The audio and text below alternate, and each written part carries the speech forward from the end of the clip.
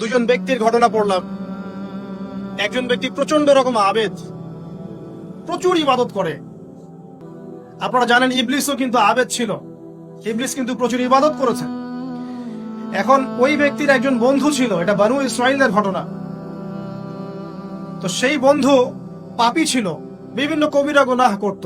আর এই আবেদ ব্যক্তি বারবার তাকে নসিহত করত, গুনাহ ছেড়ে দাও, তুমি পাপ করছো, গুনাহ ছেড়ে দাও। তখন সেই ব্যক্তি যে পাপ করছে সে বলতো যে আল্লাহ কি তোমাকে আমার রক্ষক বানিয়েছেন? আল্লাহ কি তোমাকে আমার উপর দারোগা বানিয়েছেন? আমাকে আল্লাহর হাতে ছেড়ে দাও, আমাকে নসিহত করতে শোনা। একদিন এই আবেদ ব্যক্তি তার বন্ধুকে একটা জঘন্য পাপ করতে দেখলো, এমন একটা পাপ যেটা দেখে তার মনে ধারণা আসলো এটা চরম জঘন্য একটা কাজ।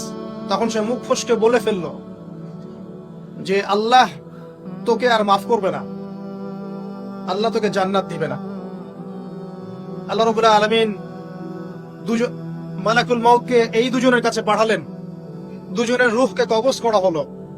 এবার আল্লাহ পাক তার সামনে তাদেরকে উপস্থাপন করে বললেন যে তোমাকে আমার রহমত সম্পর্কে কে গ্যারান্টি দিয়েছে যে আমি কাউকে রহমত করব কি করব না?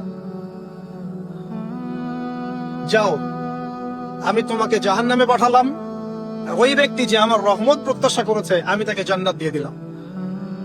দেখুন, এই হাদিসটা শুনলে মনে হয় বাহ্যিক হয়তো বা মুখের একটা কথার কারণেই সে জাহান্নামে চলে গেল।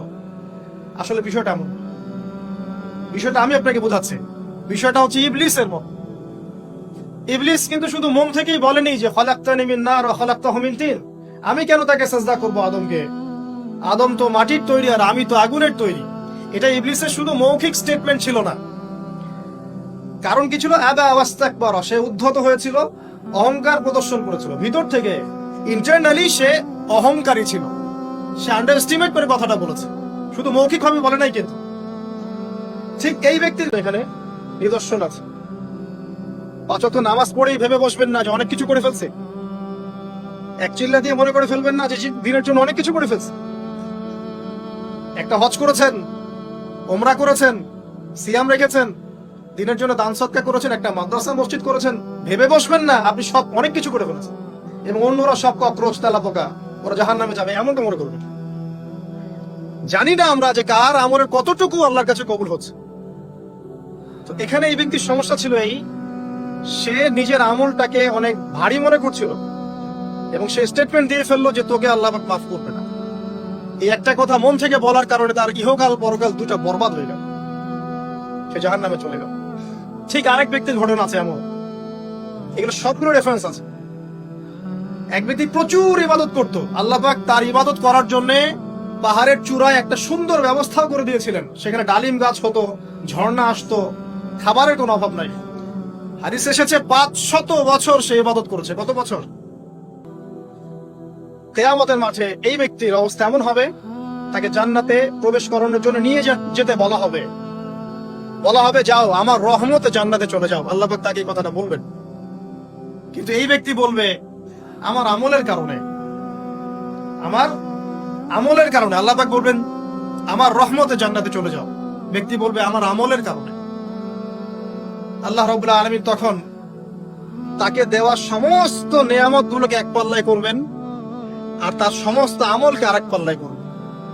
তারপর দেখা যাবে আল্লাহর সমস্ত নিয়ামত তার একটা চোখের সমান হয় নাই। কথা কি বুঝতে পারছেন? একটা চোখের যে নিয়ামত আল্লাহ পাকের, সমস্ত আমল ও 500 বছরের ইবাদত এতটুকু হয়নি। তারপর তাকে বলা হবে ওকে জাহান্নামে নিয়ে যাও।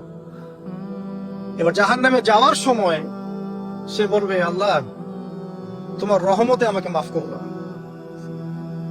তখন আল্লাহ পাক তাকে আবার ডেকে নিয়ে আসবে, বলবেন যে তোমাকে যে আমি ইবাদত করার জায়গা করে দিয়েছিলাম, এটাকে তুমি নিজে করেছো না আমি করেছি? সে বলবে আপনি করেছেন। তোমাকে যে আমি সৃষ্টি করেছিলাম তখন কি তুমি কোন আমল করেছিলে?